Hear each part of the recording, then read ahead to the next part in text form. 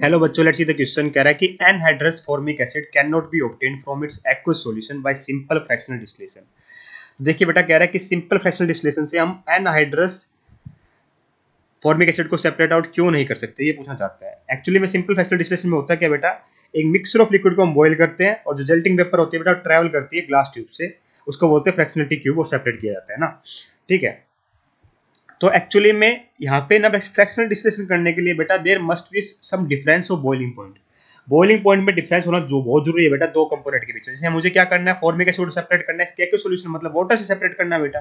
ठीक है, तो there must be some difference in boiling point between the formic acid and water. ठीक है, एक रीजन तो ये हो गया बेटा। और दूसरी बात ये है कि कभी भी ये एजियोट्रोपिक मिक्सर नहीं होने चाहिए, क्योंकि एजियोट्रोपिक मिक्सर क्या होते हैं, उनकी कांस्टेंट कंपोजिशन होती है और वो बॉयल भी कांस्टेंट टेंपरेचर पे करते हैं।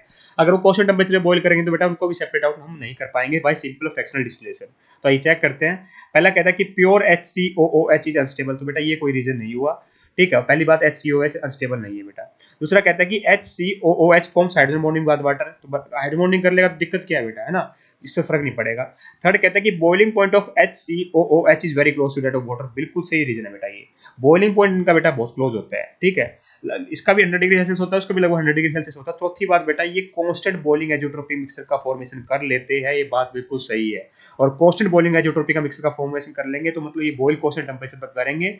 अगर बॉइलिंग पॉइंट बेटा सेम हो जाता है, मतलब बॉइल कांस्टेंट टेंपरेचर पर करेंगे तो उनको सेपरेट करना बेटा बहुत मुश्किल हो जाएगा bye simple fractional distillation method. मतलब थर्ड और फोर्थ दोनों ही ऑप्शन हमारे एब्सोल्युटली करेक्ट है। I hope you got the answer. Thank you so much.